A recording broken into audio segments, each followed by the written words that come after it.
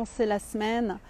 J'espère que vous êtes en forme et si jamais vous n'êtes pas en forme, et ben c'est ok aussi et je vous souhaite vraiment de voir ce qui est là pour vous pour réussir, soit être en meilleure forme ou au moins pour accueillir ce qui est là et accueillir le fait qu'on n'est pas toujours en forme.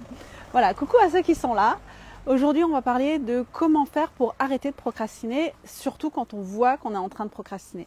Et ça vous est sûrement déjà arrivé d'avoir un truc à faire, quelque chose que vous avez envie de faire et qui est important pour vous, mais vous n'arrivez pas à le faire et comme par hasard, vous deviennent hyper importantes. Je sais pas, du ménage par exemple, voilà, j'espère que c'est mieux la connexion. La super recette que ça fait des mois que vous aviez noté dans votre carnet et que là, il faut absolument faire pour ce soir. Et du coup, il y a cette frustration qui peut s'installer en se disant bon, ou en fait souvent on s'en veut et on laisse place à toutes ces idées qui tournent dans notre tête, à la construction mentale de voilà, je suis nulle, j'ai pas réussi, ou alors même des fois oh bah finalement c'était pas si important, j'avais peut-être pas vraiment envie de le faire. Donc là, ce que je vous propose et qui est d'après moi vraiment important, c'est de revenir à l'intérieur de vous et à vos ressentis. Qu'est-ce que je ressens en ce moment, là, maintenant, au moment où je vois que je suis en train de procrastiner, plutôt que de le mettre de côté et de continuer à scroller sur le téléphone, par exemple, ou à regarder une série Netflix, de dire « Attends, là, c'est pas ce que j'ai envie de faire maintenant. Qu'est-ce que je ressens là, maintenant? Qu'est-ce que je ressens dans mon corps? Et puis, qu'est-ce que je ressens à l'intérieur de moi? Qu'est-ce que j'ai comme sensation? Et à quoi ça me ramène ces sensations? À quelles émotions, quelles perceptions?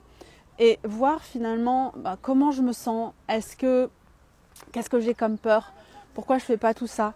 Qu'est-ce qui est là derrière? Qu'est-ce qui est finalement derrière cette non-action alors que c'est important qu'on avait décidé. Je suis désolée, je bouge un peu parce que j'ai pas envie d'être dérangée par le brouhaha autour de moi. Mais donc finalement, qu'est-ce que je ressens là?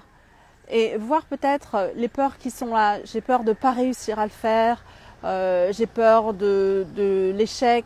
J'ai peur de ne pas me sentir capable. Et prendre soin en fait de ce qui est là, de ces émotions, de ces peurs pour voir. Mais alors, est-ce que finalement cette chose-là, elle est vraiment importante pour moi? Et là, alors c'est plus facile de savoir. Est-ce que c'est quelque chose que moi, personnellement, au fond de moi, j'ai vraiment envie de faire? Pas mon mental, pas les pensées, mais est-ce que c'est vraiment important pour moi? Quel sens je donne à ça?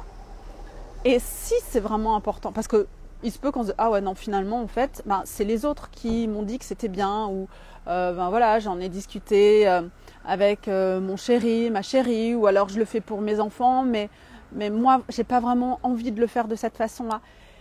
Si c'est ça, alors on trouve une autre façon de le faire, de répondre à nos besoins finalement. Peut-être que j'ai pas envie de courir autant, peut-être que j'ai envie de le faire d'une autre façon. Mais si on trouve que c'est vraiment important pour nous, alors est-ce que je le fais de la bonne façon? C'est-à-dire, est-ce que ce que j'ai prévu de faire, c'est... j'ai pas mis un palier trop haut? Est-ce que j'ai pas prévu finalement, voilà, je sais pas, j'avais prévu de contacter quelqu'un parce que ça fait longtemps que je l'ai pas vu et que j'ai envie de renouer les liens. Mais finalement, au lieu de tout de suite appeler la personne et de parler avec elle en se disant mince, ça va peut-être durer longtemps parce que ça fait longtemps qu'on ne s'est pas vu, décider de lui faire un petit message, de découper vraiment en petites actions ce qu'on a envie de faire, ce qu'on avait prévu de faire. Et à ce moment-là, on se rend compte que finalement, ça prend une toute autre dimension et on voit qu'on a envie de le faire. Et à ce moment-là, on n'est plus en train de procrastiner.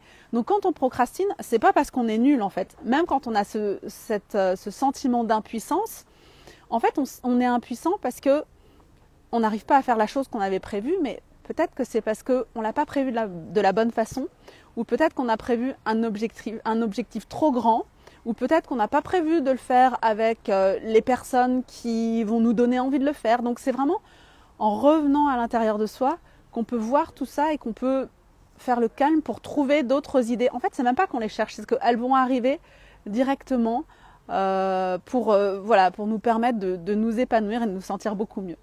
Voilà, sur ces bonnes paroles, je vous laisse. Je vous propose vraiment d'essayer ça quand vous êtes en train de procrastiner et puis de me faire un petit retour et de me dire, en tout cas moi, ça m'aide vraiment beaucoup. C'est pour ça que je vous le partage.